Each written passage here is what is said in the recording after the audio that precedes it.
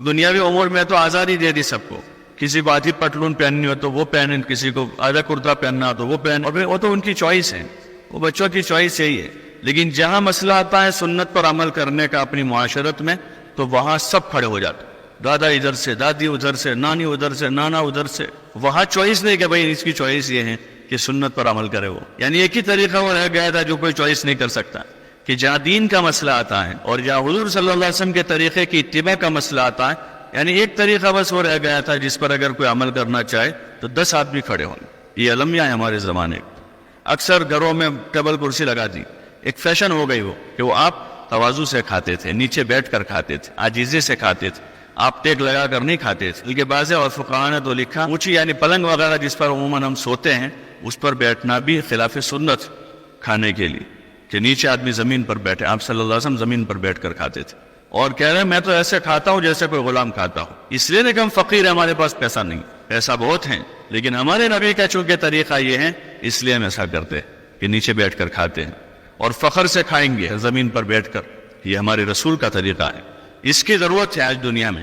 لوگ حقوق انسانی کی بات کرتے ہیں اور اوپر ہوائی جہاز میں اڑ کے آدمی حقوق انسانی ادا کرنا چاہتا ہے۔ ارے ہو سکیں گے؟ حضرت مولانا عمر صاحب رحمۃ اللہ علیہ فرماتے تھے کہ اونٹ پر بیٹھ کر بکریاں نہیں چرائی جاتی، بکریاں چرانے کے لیے ریوڑ میں آنا پڑتا ہے، کہ بکریوں کی دم کے پیچھے چلنا پڑتا ہے۔ وی آئی پی لائف آدمی بنا کر کہہ رہا کہ ہم حقوق انسانی ادا کریں گے۔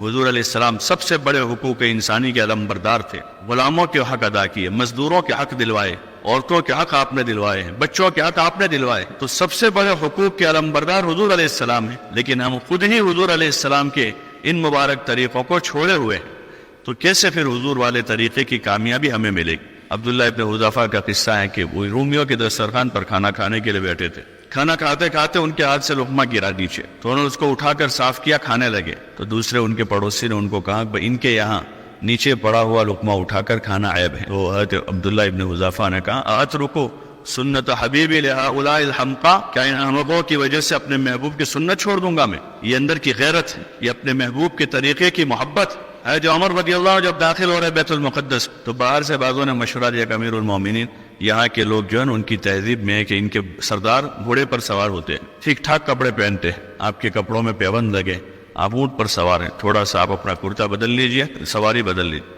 تو ان کی بات پہلے ان کو تھوڑی سی لگی کہ بھائی ٹھیک ہے، کرتا بدلا اور سواری بدلی، فوراً تھوڑی دیر احساس ہوا، کرتا اتارا اور کہا کہ بھائی ہم اس طرح نہیں کر سکتے، میں اپنے آپ کو بدلا ہوا پاتا ہوں۔ اور پھر کہہ رہے عزنا اللہ بالاسلام، کہ اللہ نے ہمیں اسلام سے عزت دی ہے، کہ اگر ہم اسلام کے طریقے کو چھوڑ کر کسی اور طریقے پر عزت طلب کریں گے اللہ ہمیں دوبارہ ذلیل کر دے گا۔ اور اسی طرح داخل ہوئے۔ ہماری اس سادگی میں حسن ہے۔ اب ڈیزائن یہ بنی ہے کہ کم کپڑے ڈیزائن بن گئے۔ عورتوں میں پہلے ڈیزائن کیا تھی؟ کپڑے پورے ہوتے تھے، اتنی آستینیں، اتنا لمبا کرتا، وہ ڈیزائن تھی۔ تو ڈیزائن بن کے جب وہ آئی تو وہ لی۔ اب ان میں ڈیزائن بن کر آیا ہے کیا؟ کم کپڑے، آستین اتنی ہوئی، یہاں یہاں چلی گئی، اور پتہ نہیں اب کرتے کا کیا حال ہوگا، کرتا یہ بھی نکل جائے گا۔